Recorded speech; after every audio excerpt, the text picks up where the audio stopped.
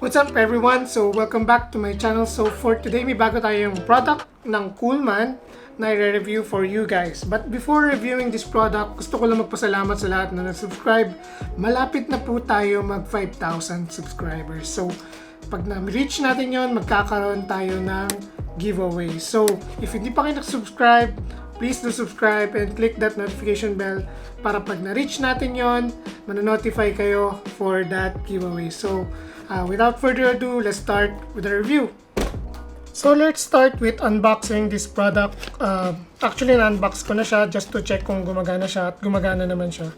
Nabili ko to sa Shopee around 1,000 pesos. Tatlo na siya with RGB fan hub. Ito, yung RGB controller na pwede nyo idikit sa case fan nyo. So ito yung tatlong fan. Initial reaction, no, maganda siya. Very simple lang yung design niya at merong Coolmoon na sticker dito, which I think personally ayoko yung design ng Coolmoon dito. They could have made better stickers but natatanggal naman at napapalitan. So minor complaint lang naman. At ang maganda dito is meron siyang anti-vibration paddings dito. So hindi maingay ito pag kinabit nyo sa case fan nyo. Kasi pag walang pads na ganito, maiingay yan sa fan nyo. So yan, meron siyang ito naman, no. Actually meron siyang kasamang remote. Yan, pwede nyo i-cycle yung different lighting modes dito. Napakaraming combination ng lighting modes, papakita ko later. Pero later na yan. Ito naman yung fan hub niya. Umiilaw din to.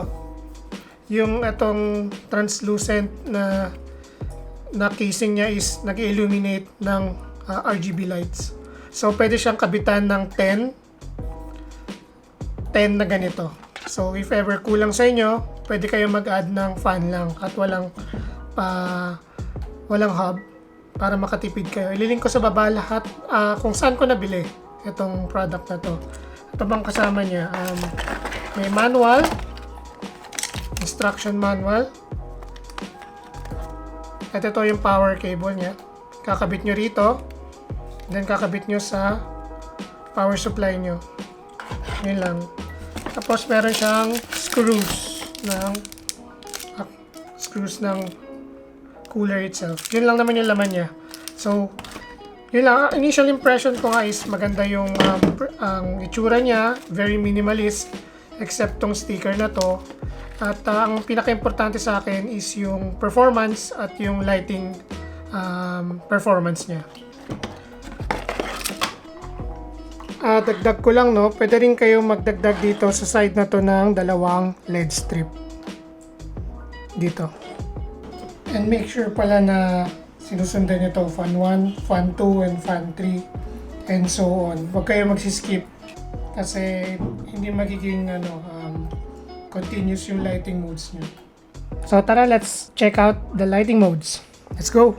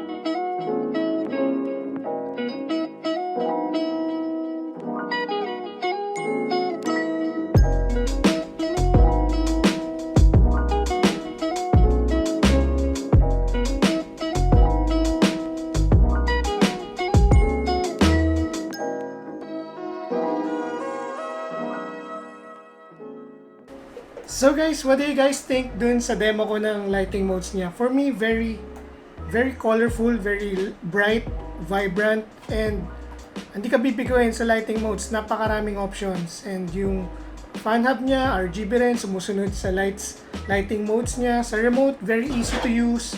I'm very impressed by this. And sa halagang 1,000 pesos, I think this is one to consider. Though may mga ibang options na at this price bracket, pero ito, this is one to consider. Ililink ko sa baba if ever you're interested. And guys, yung sa giveaway, remind ko lang, if ever gusto nyo sumali, lilink ko rin sa baba. Pero ipopost ko yun after nung next video ko, pag umabot na tayo ng 5,000 subscribers. So stay tuned for that. So if ever may question kayo for me, let me know down at the comment section. I'll be glad to answer all of it. So yun lang guys, maraming salamat sa panonood. Hopefully may natutunan kayo, and I'll see you guys on my next video.